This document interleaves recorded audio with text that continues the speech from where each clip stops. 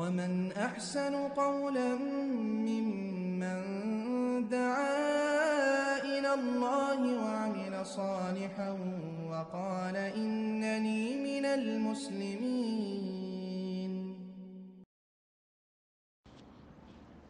السلام عليكم ورحمة الله وبركاته. بسم الله الرحمن الرحيم. الحمد لله رب العالمين والصلاة والسلام على سيد المرسلين نبينا محمد وعلى آله وأصحابه أجمعين. أما بعد. সম্মানিত শ্রোতা দর্শক মণ্ডলী, আল্লাহ রাব্বুল আলামিনের প্রশংসা এবং প্রিয় রাসূল সাল্লাল্লাহু আলাইহি সাল্লামের উপর সালাত ও সালামের পর আজ মঙ্গলবার 8ই রবিউল সানি 1447 হিজরি মোতাবেক 30 সেপ্টেম্বর 2025 আমাদের ধারাবাহিক প্রশ্নোত্তর পর্ব নম্বর 106। 10টি প্রশ্ন রয়েছে বিভিন্ন দেশ থেকে আসা। ইনশাআল্লাহ তাআলা আমরা সংক্ষেপে সেগুলির উত্তর দেব। প্রথম প্রশ্ন করেছেন, আসসালামু আলাইকুম শেখ ওয়ালাইকুম সালাম ওয়া রাহমাতুল্লাহ। একদিনই ভাই বিয়ের কয়েক বছর হয়ে গেল, কোনো সন্তান হয় না। সে এখন বিড়াল পালে, বলে আমার কোনো সন্তান নেই, এই বিড়ালে আমার সন্তানের মতো, আল্লাহ হিদায়াত করুন। আরেক ভাই বিড়াল পালে, সে ভালো মতো খেতে পায় না, কিন্তু বিড়ালকে ভালো ভালো খাবার খাওয়ায়, মুরগির মাংস কিনে বিড়ালকে মাংস খাওয়ায় আর সে হাড্ডি খায়, আল্লাহ হিদায়াত করে মূর্খদেরকে। আমার প্রশ্ন হলো, তাদের বিড়াল নিয়ে যা করছে তাকে ঠিক আছে? এগুলো শরীয়ত সম্মত নয়, এগুলি প্রশংসনীয় কাজ নয়, নিন্দনীয় কাজ, এবং এগুলি হচ্ছে ইসরাফ ও তাকজির, অপচয় করা, অপব্যয় করা, কোনো ভালো কাজে খরচ করা নয়। এর চাইতে বেশি হক রাখে মুসলিম সমাজের অভাবী ভাই বোনেরা, এতিম, বিধবা, দুস্থ, একেবারে যারা অভাবী, চিকিৎসা করাতে পারছে না, অথবা নিজের আত্মীয় স্বজন যারা অভাবী, বিশেষ করে তাদের ক্ষেত্রে আরও দ্বিগুণ সওয়াব রয়েছে, তারা বেশি হক রাখে। বিড়াল পোষা আজকাল বিভিন্ন দেশে কাফেরদের অনুকরণে খানিকটা। কাফেররা কুকুর পুষছে, এক শ্রেণীর বেদিন মুসলিমরাও কুকুর পুষছে পুরোপুরি কাফেরদের মতোই। আর কুকুরকে ওইভাবে আদর যত্ন করছে যেমন কাফেররা করে থাকে। আর এক শ্রেণীর মুসলিমরা ওদের চাইতে কিছুটা ভালো, এরা কুকুর থেকে বেঁচে আছে কিন্তু বিড়ালে আসক্ত হয়ে গেছে। এই বিড়াল পোষাটা মূলত এই অমুসলিমদের থেকে এসছে। আজকাল অধিকাংশ মেয়েদের বিভিন্ন ডিমান্ডের কারণে বিয়ে শাদী হচ্ছে না, এজ ওভার হয়ে যাচ্ছে, বিয়ের সময় চলে যাচ্ছে। এখন যখন জীবন সঙ্গী পেল না, তখন তারা এই বিড়ালকে জীবন সঙ্গী হিসাবে নিয়ে নিয়েছে। বিড়াল নিয়ে তাতে তারা মনের শান্তি খুঁজছে, এতে কি আর শান্তি আছে? আর বিবাহ শাদী না হয়, দুনিয়ার কোনো চাহিদা পূরণ না হয়, তো আল্লাহর জিকির আজকারে সম্পৃক্ত থাকো, নিজেকে সম্পৃক্ত রাখো। আল্লাহ যিকিরিল্লাহ তাতমাইন্নুল কুলুব, কোরআন কারীম তেলাওয়াত করো, দিন শিখো, দিনের উপর আমল করো, ফরজের পরে বেশি বেশি নফল ইবাদতবন্দি করো, আর তারপরে আপনার দাওয়াইল আল্লাহর কাজ করো। এতে শান্তি রয়েছে, এগুলিতে শান্তি রয়েছে। এগুলি মূলত নন্দনীয় কাজ, এগুলির জন্য আপনি দুনিয়া আখিরাতে উত্তম প্রতিদান পাবেন। আল্লাহ বুঝার তৌফিক দান করেন এবং এসব অসার ফালতু কাজ, নিন্দনীয় কাজ থেকে, অপচয় অপব্যয় থেকে সময় নষ্ট করা, এবং যেখানে বেশি গুরুত্বপূর্ণ সেখানে খরচ না করে যেটা গুরুত্বপূর্ণ নয় সেখানে খরচ করা, আর বিড়াল পোষার কোনো সন্ন্যত নাই। সুতরাং এসব কাজ বর্জনীয়, একজন মুসলিম এসব কাজ করবে না। 2 নম্বর প্রশ্ন বলছেন, আসসালামু আলাইকুম শেখ ওয়ালাইকুম সালাম। আশেপাশে সকল মসজিদে যদি মুসল্লির কারণে ইমাম দ্রুত নামাজ পড়ান, কিসের মুসল্লির কারণে? মুসল্লি সব মরে যাচ্ছে নাকি? সেক্ষেত্রে আমার ফরজ রুকুন ছুটে যায়, এখন আমি কি বাড়িতে নামাজ পড়ব? না, আপনি কন্টিনিউ বাড়িতে নামাজ পড়বেন না। আপনার জন্য ফরজ হচ্ছে সে ইমামকে উপদেশ দেওয়া, নসিহা, আর দিনুন নসিহা, দিন হচ্ছে উপদেশ দেওয়ার নাম। তার হিতাকাঙ্ক্ষী হওয়া হচ্ছে যে তার সলাৎটি শুদ্ধ হোক, তার পিছনে মুসল্লি মুক্তাদি যারা রয়েছে তাদের সলাৎ শুদ্ধ হোক। সুতরাং এই নসিহা, কল্যাণ কামনা করবেন, হিতাকাঙ্ক্ষী হবেন, দিন নসিহা সকল স্তরের মানুষের জন্য, রব্বুল আলামিন খালেক থেকে শুরু করে মাখলুক পর্যন্ত।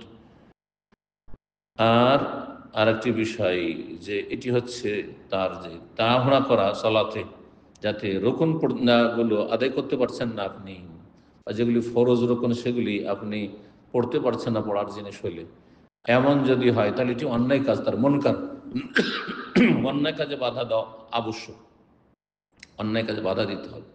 এখানে বল প্রয়োগ করার আপনার অধিকার নেই, কিন্তু কথার মাধ্যমে অন্যায় প্রতিবাদ করতে হবে। সুতরাং তাকে বলতে হবে যে যে কাজটি করছেন আপনি এটি সুন্নত মোতাবেক না, সুন্নতের খেলাফ, এবং এতে আমাদের সলাত নষ্ট হয়ে যাচ্ছে।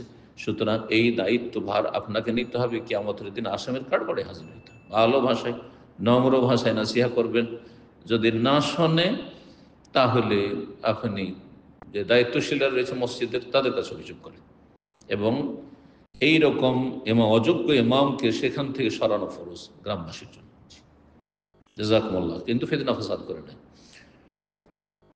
3 নম্বর প্রশ্ন বলছেন, আসসালামু আলাইকুম শাইখ। ওয়ালাইকুম সালাতুল্লাহ। হারাম সম্পর্কে জড়িত আছে, আল্লাহ হিদায়াত করুক, সম্পর্কটাকে এখন হালাল করতে চাই, হারামে চলে যাওয়ার পরে হারাম হালাল করতে চাই, কেন হারামে কেন ঢুকলেন? আল্লাহ পরকালের ভয় নেই? কিন্তু দুঃখজনকভাবে আমাদের পরিবার আমাদের বিয়েতে রাজি নয়। এটিও আল্লাহর আযাব। অসৎ পথ অবলম্বন করেছেন, সেই জন্য আল্লাহর আযাব যে পরিবার রাজি নেই। সম্প্রতি ওমরা করতে গিয়েছিল, সে প্রথম কাবা ঘর দেখার সাথে সাথে আল্লাহর কাছে দোয়া করেছে যেন আমাদের পরিবার আমাদের সম্পর্কে রাজি হয়ে যায়। সবচেয়ে বড় দোয়া এটি। আশ্চর্য এক মূর্খ মুসলিম, এইরকম মুসলিমের অবস্থা হবে, চিন্তা চেতনা হবে যে আল্লাহর ঘরে এসে, হারমাইন শরীফে এসে সবচেয়ে জীবনের গুরুত্বপূর্ণ দোয়াই হলো আপনার ওই কোনো একটা মেয়েকে পাওয়া। আপনি কি জানেন যে সেটা আপনার কল্যাণকর হবে, না সে আপনাকে ছেড়ে দিয়ে আবার কারো সাথে উদাহ হয়ে যাবে? এটাও তো হইতে পারে। আল্লাহ সেটা বেশি জানছে, ওই জন্য হয়তো আল্লাহ চান না, তাতে কল্যাণ নেই। তার সাথে বিবাহ হয়ে যদি ছেলে মেয়ে হয়তো সব অসৎ হবে, যেটা আল্লাহ আপনার জন্য কল্যাণ নয়, আল্লাহ জানছেন। জি, আল্লাহু ইয়ালামু ওয়া আনতুম লা তা'লামুন। যেটা হচ্ছে না তার মানে তাতে আমাদের কল্যাণ রয়েছে, আল্লাহ বেশি জানেন, আমরা জানি না। জি। তো প্রথম কথা, ইস্তেখারা করবেন বিয়ে শাদীর ক্ষেত্রে। তারপরে জ্ঞানী গুণীদের কাছে পরামর্শ করবেন। আবেগের ভিত্তিতে কখনো বিয়ে শাদী করবেন না, ব্যবসা বাণিজ্য করবেন না। যে কোনো গুরুত্বপূর্ণ কাজ করবেন দুনিয়ার ক্ষেত্রে, বৈধ কাজ, তাহলে ইস্তেখারা করবেন, ইস্তেশারা করবেন, আল্লাহর কাছে কল্যাণ কামনা করবেন, আর মানুষের সাথে, যোগ্য ব্যক্তিদের সাথে পরামর্শ করবেন। প্রশ্ন হচ্ছে, কাবা ঘর দেখার সাথে সাথে করা প্রথম দোয়াটা আল্লাহ কি কবুল করেন? এরকম দোয়া কবুল করেন না। প্রথম কথা, কাবা দেখে দোয়া করলে কবুল হয়ে যাবে এটাও জরুরি নাই। কারণ দোয়া কবুলে বিভিন্ন বাধা রয়েছে, দোয়া কবুলে বিভিন্ন বাধা রয়েছে। সেই বাধাগুলি, কোনো একটি বাধা থাকলে দোয়া কবুল হবে না। তারপরে কোনো পাপের জন্য দোয়া করা, এটি হচ্ছে দোয়ার ক্ষেত্রে সীমা লঙ্ঘন। দোয়ার ক্ষেত্রে সীমা লঙ্ঘন করলে দোয়া কবুল হয় না। কোরআনে কারীমে আল্লাহ ইরশাদ করছেন, উদউ রাব্বাকুম তাযাররুআন ওয়া খুফি ইন্নাহু লা ইউহিব্বুল মুতাদিন। তোমরা আল্লাহকে ডাকো, আল্লাহর কাছে দোয়া করো, তাযাররুআন একগ্রতার সাথে, খুফিয়াতান এবং চুপি সারে, মনে মনে, অন্তর লাগিয়ে। ইন্নাহু লা ইউহিব্বুল মুতাদিন, আল্লাহ সীমা লঙ্ঘনকারীদেরকে ভালোবাসেন না। কোনো পাপের জন্য দোয়া করা, অন্যায়ের জন্য দোয়া করা, জুলম অত্যাচারের জন্য দোয়া করা, এগুলো সীমা লঙ্ঘনের অন্তর্ভুক্ত। আল্লাহ সীমা লঙ্ঘনকারীদেরকে ভালোবাসেন না, তো তাদের দোয়াই কি করে কবুল করবেন? সুতরাং প্রথম যে আপনাদের সম্পর্ক শুরু হয়েছে, এই হারাম সম্পর্ক, এখান থেকে তওবা করে ফিরে আসতে হবে। মানুষ বিভিন্ন পাপ করে চলে যাচ্ছে, আর সেই পাপটাকে বৈধ করার ফিকির আছে, কিন্তু পাপ থেকে তওবা করা যে ফরজ, এই ফিকিরটি নেই। এই কথাটা বোঝার, কিন্তু যে আপনি যে পথে গিয়ে চলে গেছেন, ভুল পথে, জাহান্নামের পথে চলে গেছেন, তাহলে এখানে তওবা কোথায়? ওমাল্লাম ইয়াতুব ফাউলাইকা হুমুজ জালিমুন, যারা তওবা করে না তারা জালিম, আল্লাহ বলছেন। আল্লাহ হেদায়েত দান করুন। যেটা রব্বুল আলামিনের পক্ষ থেকে হবে তাতে কল্যাণ রয়েছে। সুতরাং আল্লাহর তকদিরের উপর সন্তুষ্টির একটি গুরুত্বপূর্ণ দিক হচ্ছে এটি।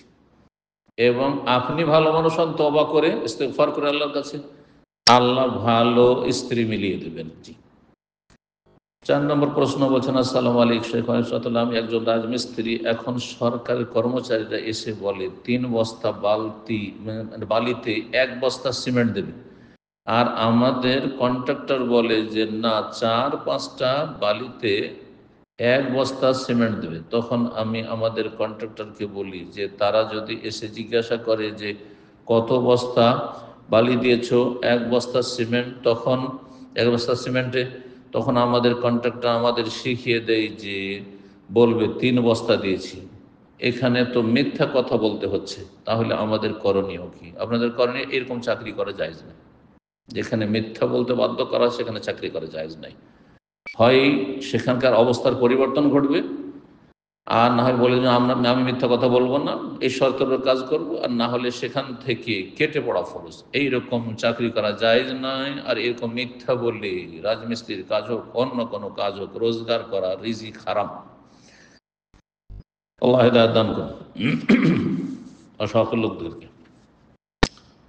5 নম্বর প্রশ্ন বলছেন, আসসালামু আলাইকুম শেখ ওয়ালাইকুম। আমার মা একা আমাদের বাড়িতে থাকেন, আমি অন্য জায়গায় বউ নিয়ে থাকি। মাকে আমার সাথে থাকতে বলি, উনি থাকে না, ওনার বাড়িতে ভালো লাগে। আমার বউকে নিয়ে যেখানে আছি আমার চাকরি করার যাতায়াত সুবিধা, মা চাই বউরা ওনার সাথে থাকতে। ভুল কথা এটি। মা চাইবে, আপনার মা চাইবে যে আপনার স্ত্রী তাদের সাথে থাক, এটি শরীয়ত সম্মত কথা নয়। বিয়ের উদ্দেশ্য এটি নয় আসলে। এখন শেখ, আমি কি দুনিয়া ও আখেরাতকে ক্ষতিগ্রস্ত করছি, বা আমার কি দুনিয়া আখেরাত ক্ষতিগ্রস্ত হচ্ছে? মাকে আমি প্রতি মাসে খরচ দিয়ে থাকি, মা আমার সাথে থাকে না, দেখে আমারও খুব খারাপ লাগে। আপনার মায়ের যদি সেবা যত্ন করার আর পরিচর্যা করার প্রয়োজন থাকে, অসুস্থ, তাহলে সরাসরি আপনি থাকবেন সেখানে, আর না হলে আপনি কোনো কাজের মেয়ের ব্যবস্থা করে দেবেন, অথবা আপনার কোনো বোন যদি অবিবাহিতা থাকে তাকে তার সে দায়িত্ব তাকে দেবেন, এবং সেই ক্ষেত্রে আপনি কিছু আর্থিক বোঝা বহন করবেন। আর আপনার স্ত্রীকে দিয়ে আপনার মায়ের খেদমত করে নেবেন, এটা শরীয়ত সম্মত না। আপনার স্ত্রী, প্রথম কথা, বিয়ের মুখ্য উদ্দেশ্য হচ্ছে গুনাহ থেকে বাঁচা। এফাফুন নাফস, আপনি গুনাহ থেকে বাঁচবেন, আপনার স্ত্রী গুনাহ থেকে বাঁচবেন। আপনার স্ত্রী থাকবে আপনার মায়ের খেদমতে, আর আপনি থাকবেন বিদেশ ব্যাচেলার, তো আপনি বাকি করে গুনাহ থেকে বাঁচবেন, আপনার স্ত্রী বাকি করে গুনাহ থেকে বাঁচবেন। পাপ তো হবেই। আল্লাহ বোঝার তৌফিক দান করুন। এগুলি শরীয়তের কথা নাই। আর শাশুড়ি মায়ের খেদমত করা ফরজ ওয়াজিব নয়, সুন্নাত নয়, ভালো কাজ, মুস্তাহাব কাজ, যদি করে এহসান। জি, তো আপনার দায়িত্ব সেটি সেটি কিছুটা আপনার দায়িত্ব পালনের উদ্দেশ্যে, আপনার সাথে সহযোগিতার উদ্দেশ্যে আপনার স্ত্রী যদি করে তো জাযাকাল্লাহ খাইর, ভালো। জি। 6 নম্বর প্রশ্ন, আসসালামু আলাইকুম শেখ ওয়ালাইকুম। আমার বড় ভাই নিকামলা, ভালো মতো কাজ করে না, 3টে সন্তান আছে, বাচ্চাগুলো খুব কষ্ট করে বড় হচ্ছে, তাদের মা কাজ করে কোনো রকম সংসার চালায়, ঠিক মতো খেতে পায় না, তাদেরকে আমি ফিতরা চাউল দিতে পারবো? অবশ্যই পারবেন। জি, ফিতরা হিসাবে চাউল, সেমাই, চিনি, তেল এগুলোকে দিতে পারবো না। ফিতরাতে খাদ্যদ্রব্য হইতে হবে, আর খাদ্যদ্রব্য হচ্ছে চাউল, সেমাই এইরকম খাদ্যদ্রব্য নয় যে গোটা বছর খেয়ে দিয়ে বাঁচবে, মাঝে মধ্যে। সুতরাং সেমাই দিয়ে ফিতরা হবে না, চিনি দিয়ে ফিতরা হবে না, তেল দিয়ে ফিতরা হবে না, সেটা এক্সট্রা আপনি অতিরিক্ত দিতে পারেন, সাদাকা এমনি মানুষকে দান দিতে পারেন। কিন্তু চাউল আপনাকে একসা করে দিতে হবে, না হলে গম দিতে হবে, না হলে অন্য খাদ্যদ্রব্য যেগুলো খেয়ে সারা বছর মানুষ বাঁচতে পারে, খেজুর দিতে হবে, আদি সাদি কিশমিশ, জব দেন, এগুলো দেন। বাকি কথা হইল যে আপনার বাবা মা ওপর দিকে ফেতরা সাদকা দিতে পারবেন না, আর নিচের দিকে ছেলে মেয়েদের ছেলে মেয়েকে দিতে পারবেন না, আর সাইডে যারা আছে ভাইকে দিতে পারবেন। হ্যাঁ, যদি ভাই বড় হয়ে গেছে আর তারপরে অভাবী, দিতে পারবেন। নাবালক নয় যে আপনার উপর তার খরচ রয়েছে, বা ভাতিজাদেরকে দিতে পারবেন, ভাইয়ের ওয়াইফকে, পরিবারের সদস্যদেরকে দিতে পারবেন। জি। 7 নম্বর প্রশ্ন বলছেন, আসসালামু আলাইকুম শেখ ওয়ালাইকুম সালাম রহমতুল্লাহ। সফরে থাকাকালীন জোহর, আসর, মাগরিব, এশা নিয়মিত জমা করে কসর করা যাবে কি? সফরে জমা করা যাবে, কসর করা যাবে। জি, তবে চলমান যদি সফর হয় তো কসর করা এবং জমা করা আর হাদিস রয়েছে স্পষ্ট। আর যদি আপনি কোনো জায়গায় থেমে থাকেন কোথাও অবস্থান, হোটেলে আছেন, তাহলে কসর করেন। আপনি সফরে আছেন, আর সফরের সময়কালে আছেন, সফরের দূরত্বে আছেন, এগুলো সফরের দূরত্ব আপনাকে জানতে হবে, সফরের মাসাইল আপনাকে জানতে হবে, এবং সফরের সময়কাল যেটা রয়েছে সেটা জানতে হবে। এর মধ্যে যদি থাকেন তাহলে আপনি জমা করার ক্ষেত্রে কসর করেন আপনি যখন থেমে আছেন কোথাও হোটেলে অথবা কার বাসায় মুসাফির হয়ে, কিন্তু জমা করার বিষয়টি জায়েজ, তবে উত্তম না। জমা করা না জমা করাই ভালো। জমা করা জায়েজ রয়েছে, কেউ কেউ এর উপর আপত্তি করেছে, কারণ হাদিসের জাদ্দা বিহিসাইদ, যখন রাসূলুল্লাহ চলমান থাকতেন সফরে তখন জমা করতেন 2 সালাত, জোহর আসর মাগরিব এশা। বলছেন আমি কুমিল্লা থেকে ঢাকা এসেছি, এখানে 7 থেকে 12 দিন বেড়াবো। 7 থেকে 12 দিন একই জায়গায় যদি বেড়াবো, তাহলে আপনি প্রথম দিন থেমো কি? এটি আর একটা মশলা। এই জন্য বললাম যে আপনাকে সফরের সময়কাল জানতে হবে। 4 দিনের অধিক যদি নিয়ত করেন যে 5 দিন থাকবো ঢাকা গিয়ে, আমি অমুক জায়গায় গিয়ে আমি 6 দিন থাকবো, 7 দিন থাকবো, 10 দিন থাকবো, আগে থেকে ফিক্স রেখেছেন 4 দিনের বেশি, তাহলে প্রথম দিন মকিম, ওখানে পৌঁছার পর আর কসর করতে পারবেন, রাস্তাতে আপনি কসর করতে পারবেন, যেহেতু কসরের দূরত্ব আপনি যাচ্ছেন। কিন্তু 1 দিন 2 দিন 3 দিন 4 দিন পর্যন্ত যদি নিয়ত থাকে যে 4 দিন আমি ফিরে চলে আসবো ঢাকা থেকে, বা 4 দিন থাকবো সেখানে গিয়ে, তাহলে কসর করতে পারবেন। জি, যদি জানা না থাকে, কোনো ঠিক নেই, কিছু কাজে যাচ্ছি, কাজগুলি হয়ে গেলে 2 দিন 3 দিনে হইলেও চলে আসবো, আবার 10 দিন লাগলেও থাকতে পারি, এই আজ যাবো কাল যাবো করতে করতে মাসকে মাস হয়ে যায়, এই চলে যাব, কাজটা শেষ হলে চলে যাব, করতে করতে কাজও শেষ হয়ে যেতেও পারছেন না, তাহলে কসর দীর্ঘ সময়ও করতে পারবেন, ওলামারা বলেছেন। জি, 8 নম্বর প্রশ্ন বলছেন, আসসালামু আলাইকুম শেখ। ওয়ালাইকুম সালাম ওয়া রাহমাতুল্লাহ। বলছেন যে এক ছেলে এক মেয়ে থাকলে বাবা মায়ের সম্পত্তি থেকে ইসলামের দৃষ্টিতে কে কতটুকু পাবে? এক ছেলে আর এক মেয়ে, মেয়ে 1 গুণ, ছেলে 2 গুণ, তাহলে ধন সম্পদ 3 ভাগে ভাগ হবে। আচ্ছা, যখন মারা যাচ্ছে মৃত, তার ছেলে আছে মেয়ে আছে, আর তার সাথে তার স্ত্রী আছে কিনা এটা দেখো, স্ত্রী থাকলে তার স্ত্রী পাবে, ছেলে মেয়ে যেহেতু আছে সুতরাং মৃত ব্যক্তির, সুতরাং সেখানে সমান স্ত্রী 8 ভাগের 2 আনা পাবে। তো এই বিষয়গুলি শুধু সংক্ষেপে জিজ্ঞাসা করা যথেষ্ট নয়, বরং ওয়ারিসিন কত, তারপর বাপ মা আছে কিনা, যিনি মারা যাচ্ছেন তার বাপ মা আছে, ছেলে আছে আর মেয়ে আছে, স্ত্রী আছে কিনা, তার বাপ মা আছে আর বাপ মা, তাহলে বাপ মায়ের হক রয়েছে। এইসব বিস্তারিত জেনে তারপরে ভাগ বন্টন করবেন।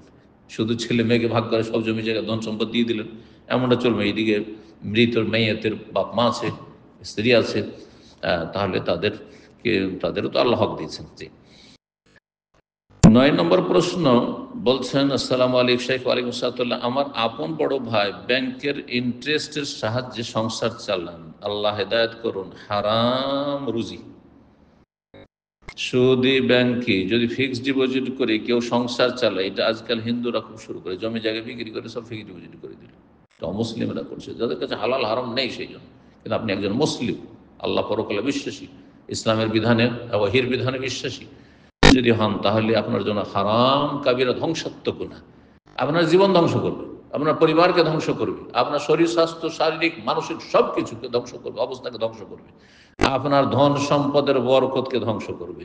এই জন্য সুদখোর, যারা সুদি কারবার করে, সুদ নেই সুদ দেই, তারা কখনো সুখী নয়। দেখান পৃথিবীতে যে কেউ সুখে আছে। আজকে সারা বিশ্বে যে অশান্তি, এত ধন সম্পদের প্রাচুর্য থাকা সত্ত্বেও, এই জন্য যে সুদি সিস্টেমের ওপর নির্ভরশীল হয়ে গেছে বিশ্ব মানবতা, তাদের বিবেকে বাধা দেয় না যে এই জুলম অত্যাচার এবং এই আল্লাহ রাব্বুল আলামিন যুদ্ধের ঘোষণা করেছে এর বিরুদ্ধে, এই আল্লাহর বিধানে বিশ্বাসী তারা নয়, সেই জন্য এসব করছে আর তাদের ইহকাল পরকালকে ধ্বংস করছে। আল্লাহ তাদের হেদায়েত দান করুন। উনি দাওয়াত দিলে ওনার বাড়িতে খাওয়া যাবে না? খাবেন না, যেহেতু তার সংসারই চলছে ইন্টারেস্টের পয়সা দিয়ে ব্যাংকের, তো তার বাড়িতে দাওয়াত খাওয়া জায়েজ নয়, কারণ তার পুরো রুজি হচ্ছে হারাম। অনুগ্রহপূর্বক জানাবেন। এবং আমি অনেক সংকটে আছি। কোনো সংকট নাই, যারা পুরোপুরি হারাম খাচ্ছে জানছেন, তাদের বাড়ি দাওয়াত খাওয়া জায়েজ নয়। কিন্তু যাদের হালাল হারামের সংমিশ্রণ রয়েছে, কিছু হালাল ইনকাম আছে, কিছু হারাম আছে, তাদের বাড়িতে দাওয়াত খাওয়া জায়েজ। কিন্তু যদি দেখেন কোনো ব্যক্তি যে আমি তার দাওয়াতকে বর্জন করলে তাকে সংশোধন করতে পারবো, তাহলে দাওয়াত বর্জন করতে হবে। যেমন আলেম ওলামা যারা কিছু হারাম খায় কিছু হালাল খায়, তাদের দাওয়াত খাবে না, দাওয়াত খাবে না, বলবে যে আগে হারাম খাওয়া ছাড়ো তারপরে দাওয়াত খাবো। জি, 10 নম্বর প্রশ্ন, এক ভাই প্রশ্ন করেছে যে আমার আগের স্ত্রী ছিল, আগের স্ত্রীর ঘরে এক ছেলে আছে, আর তারপরে আমার স্ত্রী মারা যায়, দ্বিতীয় স্ত্রী আমি বিয়ে করেছি, তার এক বোন আছে, দ্বিতীয় স্ত্রীর বোন অর্থাৎ আমার শালী, তো সেই শালিকে আমার এই ছেলে আগের স্ত্রীর সন্তান বিয়ে করেছে, এটি কি জায়েজ? বিলকুল জায়েজ, কোনো অসুবিধা নেই, জায়েজ। বাপ বাটাতে ভাইরা হইতে পারে, বাপ বাটাতে সাড়ু ভাইরা সম্পর্ক জায়েজ রয়েছে, কোনো অসুবিধা নেই। আর